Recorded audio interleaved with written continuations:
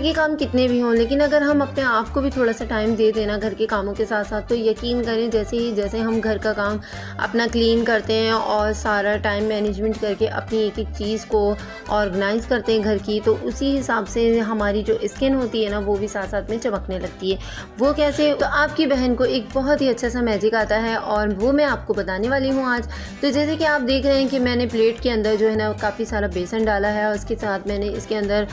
जो कच्चा मिल्क होता है वो भी डाल दिया था और साथ में जिसको रॉ मिल्क भी कहते हैं, और इसके साथ ही इसके अंदर मैंने थोड़ी सी हल्दी ऐड की है। हल्दी ऐड करने के साथ साथ मैंने इसके अंदर थोड़ा सा हनी ऐड किया है और ये सारी चीज़ें लगाकर मैंने अच्छे से इसको मिक्सअप कर लिया हाथों से और अपने फेस पे लगा लिया है। अच्छा, वैसे तो हमारे पास इतना टाइम नहीं होता, लेकिन जब हम घर का काम कर रहे होते हैं ना तो उस वक्त अगर हम किचन में ही खड़े खड़े अपनी किचन की चीज़ों से एक दो अपने लिए कोई मास्क वगैरह रोज़ाना बना लें और उसको अपने फेस पे लगा लें और फिर घर का काम स्टार्ट कर लें, तो यकीन करें जैसे जैसे घर का काम स्टार्ट करते करते हमारा ख़त्म होता है ना, उससे भी पहले हमारी स्किन बहुत अच्छी सी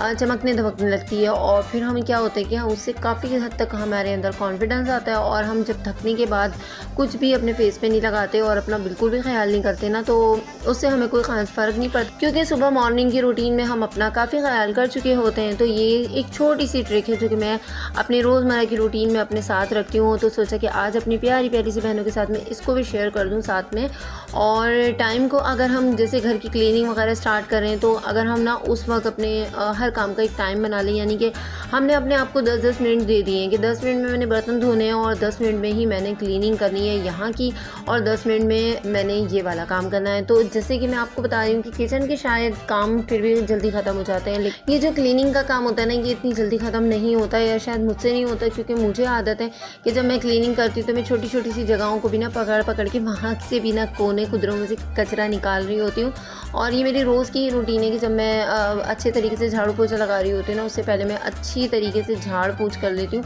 और उसके बाद फिर मैं जो है ना क्लीनिंग स्टार्ट करती हूँ, क्योंकि मुझे ऐसा लगता है कि जब तक हम एक एक चीज़ की मिट्टी वगैरह साफ़ ना कर दें, उसकी सारी डस्ट अगर टेबल पे लगी हुई है, कहीं भी लगी हुई है, तो अगर उसको साफ़ ना करें ना तो झाड़ू पोछे का कोई फ़ायदा नहीं होता। अभी जैसे सुबह मुझे मटर बनाने थे, आलू मटर बनाने थे, तो फिर मैंने यहाँ पर जो है ना सारा कचरा कर लिया और इसको मैंने छोड़ दिया। मैंने कहा चले अब झाड़ू लगेगी तो मैं इसको उठा लूँगी, और फिर ये साथ साथ में उठा लिया गया, तो इतना कोई बड़ा इशू नहीं है। लेकिन जब हम क्लीनिंग कर लेते हैं और उसके बाद जो है ना हम अपने घर का जो कोई खाने पकाने का काम स्टार्ट करते हैं, तो उसमें हमें कोशिश यही करनी चाहिए कि कोई बड़ी सी ट्रे वगैरह ले लें और उसके साथ उसमें हम सारा कचरा डालते हैं, फिर एंड में किसी शॉपर में डाल के हम क्या करें कि उसको डस्टबिन की नज़र कर दें। अब डस्टबिन में जब हम कचरा डालते हैं ना, तो इस चीज़ को बिल्कुल मेक श्योर करना चाहिए कि जब डस्टबिन में कचरा डाल रहे हैं तो हमारे पास शॉपर मौजूद हो। अब अगर हम बगैर शॉपर के डालेंगे ना कचरा तो वो बहुत ही ज़्यादा बुरा लगेगा। और पोंछे का भी इसी तरीके से है कि जब आपने काम कर लिया है ना, तो आपने पोंछे को बहुत अच्छे तरीके से धोकर रखना है, क्योंकि अगर हमने उसको नेक्स्ट टाइम यूज़ किया और हमने उसे धोए बगैर ही रख दिया था तो फिर ये हमारे लिए थोड़ी सी और मेहनत वाली बात हो जाएगी। तो कोशिश यही किया करें कि जब सारे घर का काम हो जाए ना आपका और पोंछे का काम ख़त्म हो जाए, तो उसको अच्छे तरीके से एक दफ़ा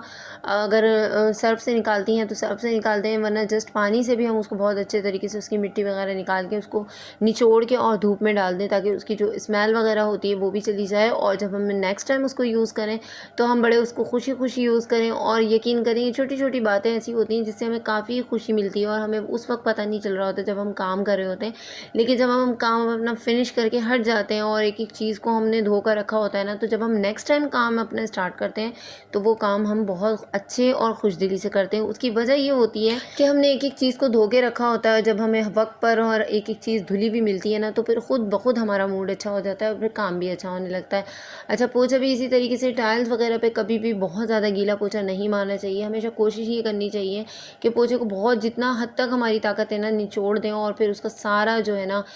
पानी निचोड़ा हुआ होगा ना, तो बहुत अच्छे से पोंछा लगेगा और फिर फ़ौरन से वो ड्राई भी हो जाएगा। क्योंकि आपको पता है कि हर जगह तो हमारे पास फ़ैन लगे हुए नहीं होते, तो हमें इन छोटी छोटी बातों का ख्याल करना चाहिए ताकि कोई गिर ना जाए और अल्लाह ना करे कोई हादसा वगैरह घर में ना हो जाए। क्योंकि बहुत ज़्यादा ख़वातीन ऐसी होती हैं वो जल्दी जल्दी में बहुत गीला पोंछा मार मार देती हैं, फिर वो ड्राई होने में बहुत टाइम लेता है और उसकी वजह से बच्चे वगैरह भी अक्सर गिर जाते हैं और जो घरों में बड़े होते हैं उनका भी एक सेहत का ख़तरा ही रहता है। तो कोशिश यही करनी चाहिए और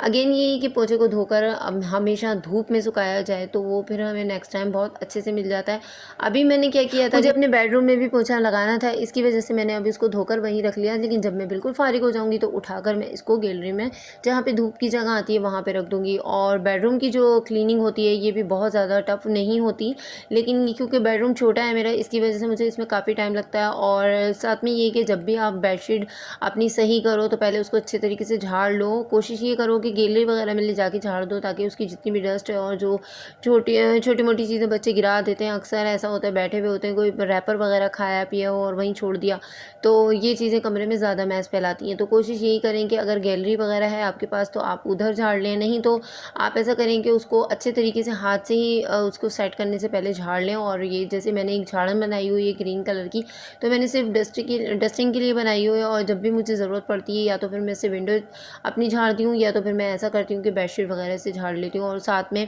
अपने बेडरूम की जब भी क्लीनिंग करें तो ये ड्रेसिंग जो होती है ना, इसको बिल्कुल भी नज़रअंदाज नहीं करना चाहिए। इसको अवॉइड करने से क्या होता है कि हम घर की या अपने बेडरूम की कितनी भी क्लीनिंग कर लेते हैं ना, तो उससे हमें बिल्कुल भी अच्छा फ़ील नहीं होता। लेकिन जब हम ड्रेसिंग का सामान होता है, जो कि हमारे मेकअप का भी सामान होता है, हमारे स्किन केयर का सामान होता है, और भी बाकी चीज़ें होती हैं, अगर बच्चों वाली फैमिली है तो उसमें तो फिर बहुत ज़्यादा सामान होता है। तो जो चीज़ें हम उसकी जगह पे रख देते हैं, तो फिर क्या होता है कि एकदम से कमरा चमकना स्टार्ट हो जाता है। और लॉन्ड्री के लिए भी मैं आपको यही कहूँगी कि जब भी आपने कपड़े धोए हैं तो आपको अलमारी में ऑर्गेनाइज़ करने से पहले ये देख लें कि इसमें से आपको प्रेस करने वाले कौन से कपड़े चाहिए, और जो भी चाहिए आपको उनको बाहर रख लें, और फिर थोड़ा सा टाइम निकाल के आप उसको प्रेस करके हैंग कर दें। तो जब हम हैंग करके रखते हैं ना, काफ़ी हद तक कपड़े ऐसे होते हैं जो हमें किसी भी वक्त चाहिए होते हैं, और जब भी चाहिए होते हैं तो हमें उससे कोई प्रॉब्लम नहीं होती, उठाए और वेयर किए और चले गए। तो ये 2-3 चीज़ें ऐसी होती हैं जो हम हाउसवाइफ़ के लिए या होम मेकर के लिए बहुत ज़्यादा ज़रूरी होती है समझनी भी और करनी भी, क्योंकि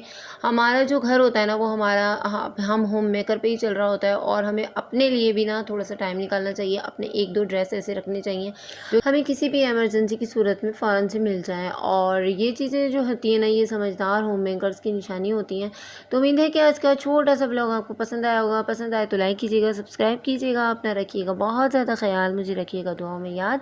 और इसी तरीके से मेरी हौसला अफ़ज़ाई करते रहें, कमेंट ज़रूर किया करें। अगले व्लॉग तक के लिए अल्लाह हाफ़िज़।